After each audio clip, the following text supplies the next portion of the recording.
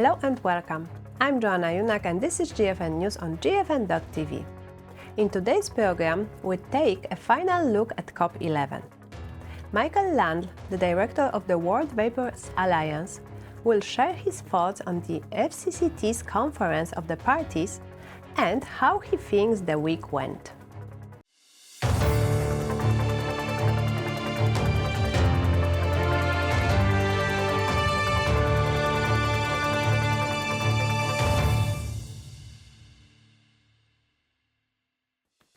Hi, Michael.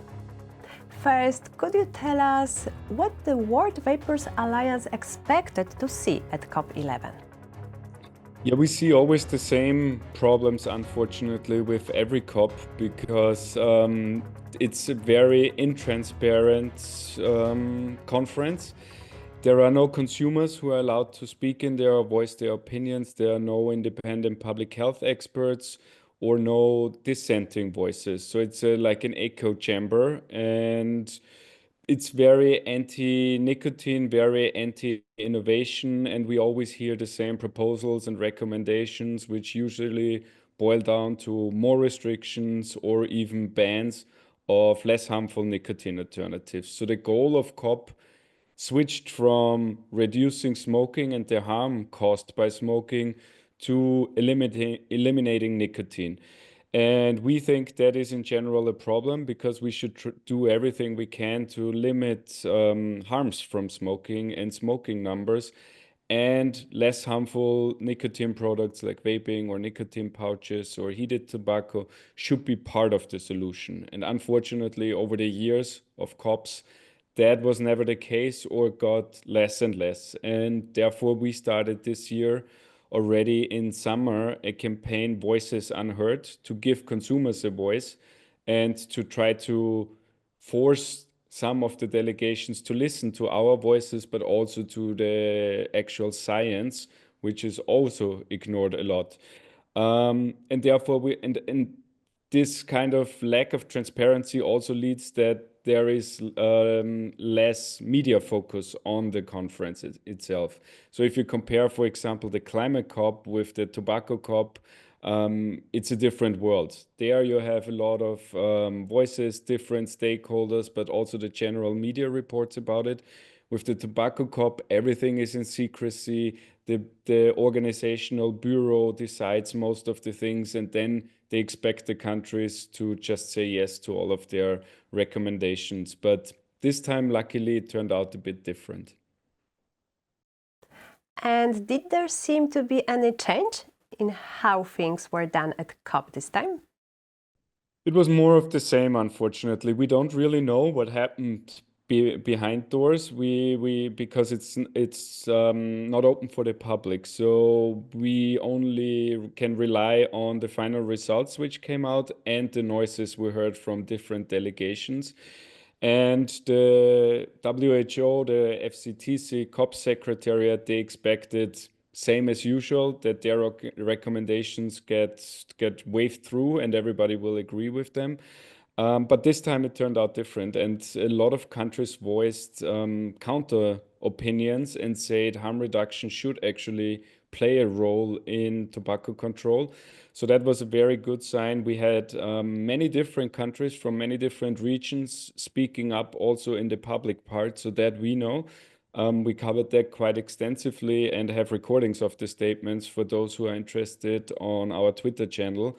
But it was countries like Albania, North Macedonia, Serbia, but then also African countries, Mozambique, Namibia, Caribbean countries, St. Kitts. They were very loud and pushed back and demanded basically two things. One of them, parts of them said they want to have harm reduction itself included as even in the COP treaty, it says that harm reduction should be one pillar of tobacco control. And they demanded finally to have a focus on that, looking to the countries who have success with these strategies instead of ignoring them. And then we had a different part of the group. It's more the southern part of the world or low and middle income countries who actually demanded a seat at the table, which is interesting because that we as consumers also want all the time. But within the COP, there are certain countries who feel that the highest up or the secretariat is pushing over them, and they are not heard enough. So I think the WHO was a bit surprised about the backlash from the one hand, from consumers and the general public. Also, there was a bit more media attention on the COP, but also within the group. So I think this echo chamber starts to crack. Obviously, it's still on a very low level, and there is a lot of room of improvement, but at least there is some steps in the right direction, which I think is encouraging. And all consumer advocates, I think, played a big role in that. But also some nation states finally started to push back against at least the worst of the measures recommended. So, looking at the agenda for the COP11 meeting, which parts were the most threatened for tobacco harm reduction? Yeah, probably the most dangerous part was the so-called forward-looking measures. So that was recommendations from the Secretariat put into a paper. And these forward-looking measures, they are forward-looking by name, but when you look at them, they are actually not. They are mainly more restrictions or even bans. We know all this: flavor bans, nicotine restrictions, sale bans, all those kind of things were summarized in these forward-looking measures. And surprisingly, they couldn't agree on them. So they postponed all of those measures to the next COP, which sounds like a small deal, but it's actually a big deal because now these measures will be discussed at the next COP, and why until then, nobody can say, "Oh, WHO recommended banning flavors" or something like that. So that will be very helpful for national level discussions, EU discussions.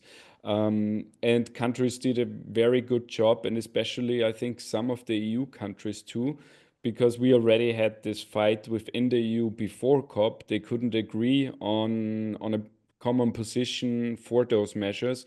So it shows also within the EU the voices who are against this, let's say, just ban everything approach is getting louder and stronger.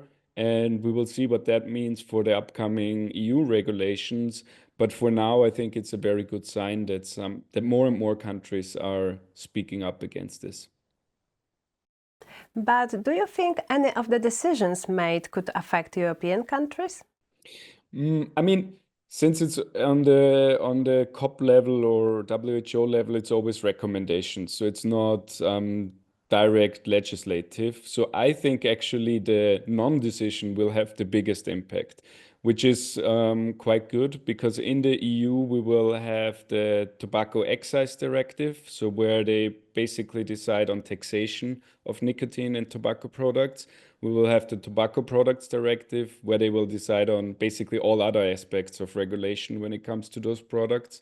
So we will see, and I hope that those cracks in the position we will see there too, and that those countries who say, "Hey, we demand evidence-based policy and risk-based regulation, so that those less harmful products should be treated not the same as cigarettes, like the Commission is pushing for," that they will feel encouraged and do the same again. And maybe this is the start of a more science-based and sensible discussion about regulation of those nicotine products.